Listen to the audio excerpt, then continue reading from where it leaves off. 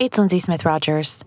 In honor of Earth Day, we bring you a special episode of Public Health on Call, an essay read by Sam Myers, director of the Johns Hopkins Institute for Planetary Health. In his essay, which was adapted from The Wings of Herons, a book series by the Constellation Project, he explores the incredible human evolution and technological innovation that has brought us to a moment in time where our own ascendance is threatening our future well-being on this planet. He asks a crucial question: can we change? Let's listen.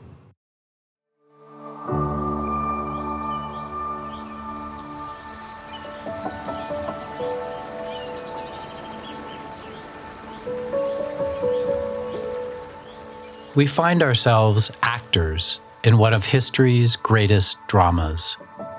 The story began when a trick of evolution allowed a lone ape species to develop an exceptionally large and complex brain.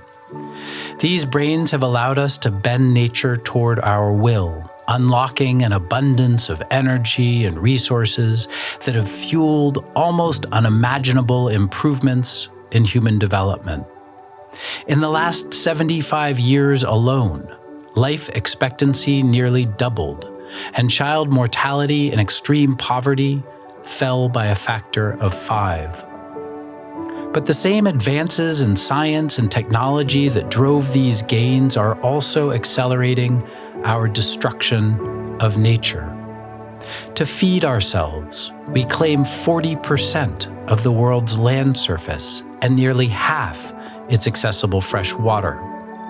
We have felled half the planet's temperate and tropical forests. Pollution from our enterprises contaminates air, water, and soil, and we're changing the planet's climate at a critical pace. 2/3 of the birds, reptiles, amphibians, fishes, and mammals that used to share the planet with us are gone. 1 million species face extinction, many within the next several decades. In pursuit of our ambitions, all of nature has become collateral damage. The field of planetary health tells us that these biophysical changes are interacting to erode the foundations of human well-being. The quantity and nutritional value of food we can produce, the quality of air and water, our exposure to infectious diseases and extreme weather events, and even the habitability of the places many of us live. Every dimension of human health is affected. The enormous health gains we have achieved over the last several decades are now threatened by our degradation of nature's life support systems. Nor are the health burdens distributed evenly or fairly. When warming brings malaria to the East African highlands, the poorest families who cannot purchase bed nets are most vulnerable.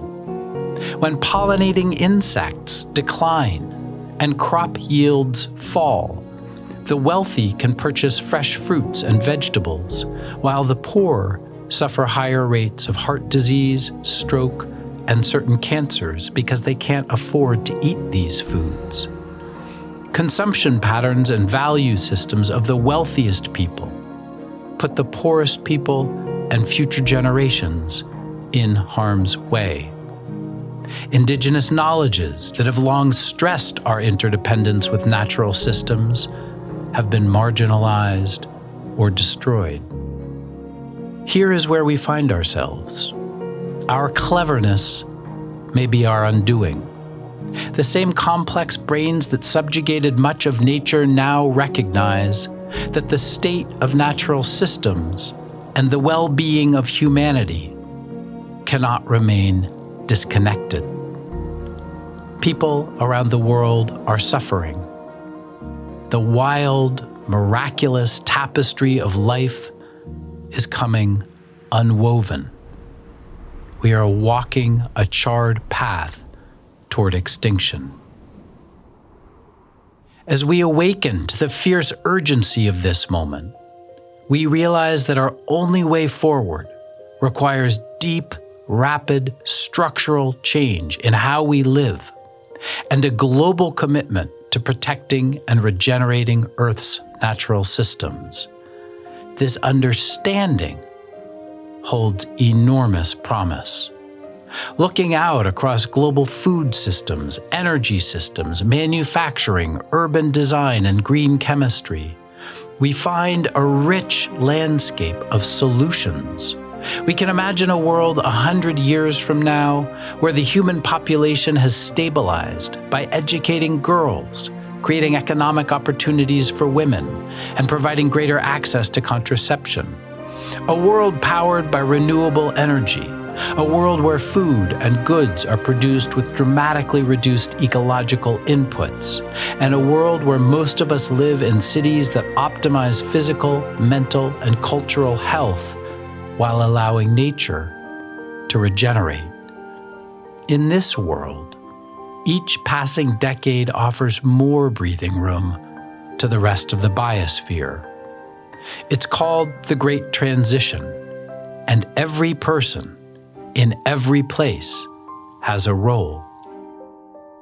1,000,000 years of biological evolution and thousands of years of social evolution have brought us to this question: can we change? As we awaken to this moment, can we rise to its requirements? Can we find the humility, the compassion, and the courage to acknowledge the need for a different path and collectively embrace it?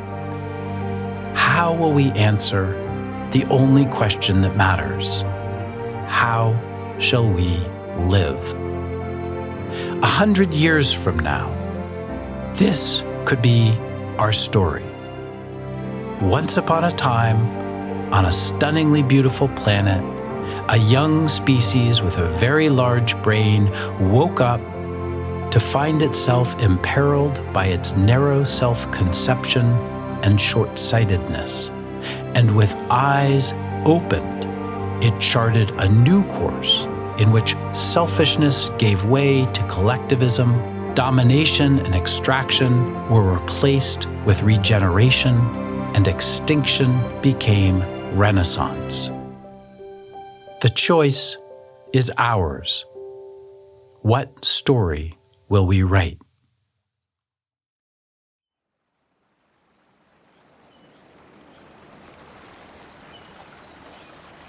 Public Health on Call is a podcast from the Johns Hopkins Bloomberg School of Public Health, produced by Joshua Sharfstein, Lindsay Smith-Rogers, Stephanie Desmond, and Grace Fernandez-Cesiri. Audio production by J.B. Arbogast, Michael Bonfils, Spencer Greer, Matthew Martin, and Philip Porter, with support from Chip Hickey. Distribution by Nick Moran. Production coordination by Catherine Ricardo. Social media run by Grace Fernandez-Cesiri. Analytics by Elisa Rosen. If you have questions or ideas for us, please send an email to publichealthquestion@jhu.edu. That's publichealthquestion@jhu.edu for future podcast episodes. Thank you for listening.